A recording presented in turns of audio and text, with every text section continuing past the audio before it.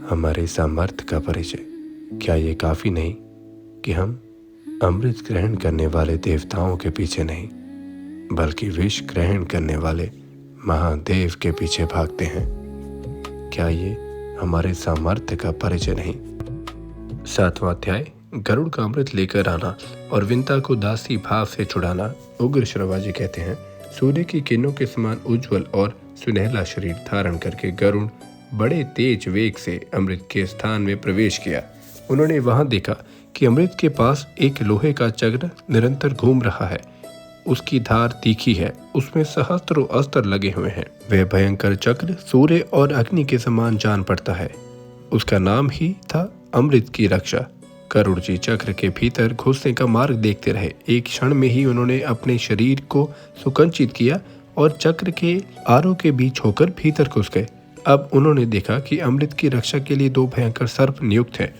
उनकी लपलपाती जीभें, चमकती आंखें और अग्नि सी शरीर कांति थी। उनकी दृष्टि से ही विष का संचार होता था। गरुड़ जी ने धूल छोंक कर उनकी आंखें बंद कर दी। चोंचों और पंजों से मार मार कर उन्हें कुचल दिया।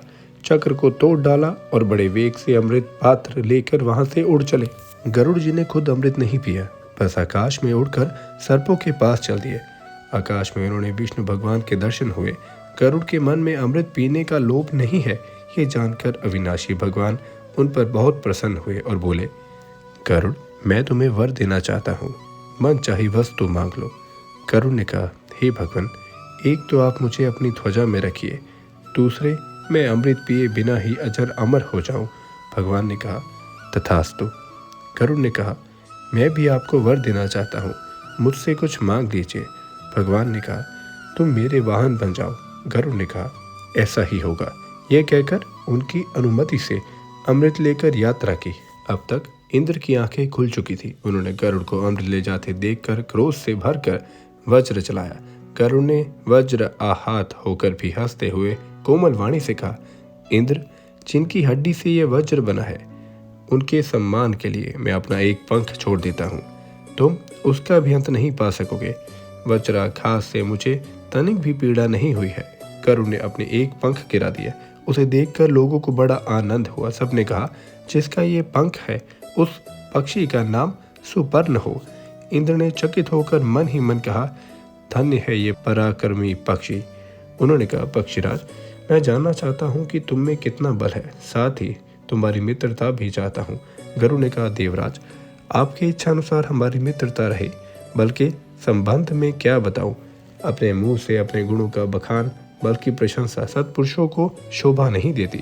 आप मुझे मित्र मानकर पूछ रहे हैं तो मैं मित्र के समान ही बतलाता हूँ कि पर्वत, वन, समुद्र और जल सहित सारी पृथ्वी को तथा उसके ऊपर रहने वाले आप लोगों को अपने एक पंख पर उठाकर मैं बिना परिश्रम उड़ सकता हूँ।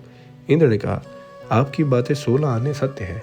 आप मेरी घनिष्ठ मित्रता स्वीकार कीजिए। यदि आपको अमृत की आवश्यकता ना हो तो मुझे दे दीजिए। आप ये ले जाकर जिन्हें देंगे वे हमें बहुत दुख देंगे। गरुड़ ने कहा, देवराज, अमृत को ले जाने का एक कारण है। मैं इसे किसी को पिलाना नहीं चाहता। मैं इसे जहाँ रखूँ वहाँ से आप उठा लाइए। इंद्र ने संतुष्ट होकर कहा, गरुड़, मुझसे मुंह मांगा वर ले लो। गरुड़ को सर्पों की दुष्टता और उनके छल के कारण होने वाले माता के दुख का स्मरण हो गया। उन्होंने वर मांगा, ये बलवान सर्प ही मेरे भोजन की सामग्री हो। देवराज इंद्र ने तथास्तु कहकर भेज दिया। इंद्र से विदा होकर गरुड़ सर्पों के स्थान पर आए।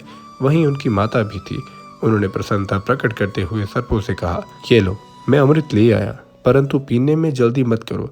मैं इसे कुशों पर रख देता हूँ। स्नान करके पवित्र हो लो, फिर इसे पीना।